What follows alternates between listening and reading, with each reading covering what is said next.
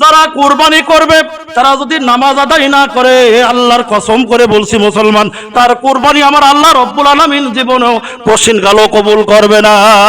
ঠিক কিনা? নামাজ নাই তো তার কিছু নাই, তার কোনো ইবাদত আমার আল্লাহ পাকের দরবারে গ্রহণযোগ্য হবে না, কবুল হবে না। আল্লাহ পাক বলছে ফাসাল্লি রাব্বিকা ওয়ানহার, তোমরা নামাজ আদায় করো এরপরে কুরবানি দাও। নামাজ যার নেই তার কুরবানি হবে না, হবে না, হবে না। কশিন গালো তার কুরবানি হবে, কুরবানি হবে না। নামাজ আগে, কুরবানি পরে। ফাসাল্লি রব্বিকা, হে নবী আগে আপনি আপনার রবের প্রতি নামাজ আদায় করেন, এরপরে ওয়ানহার, ওয়ানহার মানে কুরবানি করা।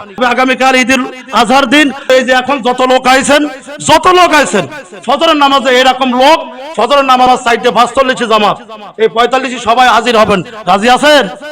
তা না হলে তো আপনার কুরবানি কেমনে হবে? যাক আল্লাহ পাক কবুল করে, জোরে কোন আমিন। নিয়ত করবেন, নিয়ত। আজ রাত্রিবেলা ঘুমানোর সময়, বালিশে শোয়ার সময় একটু নিয়ত করে শুয়েন।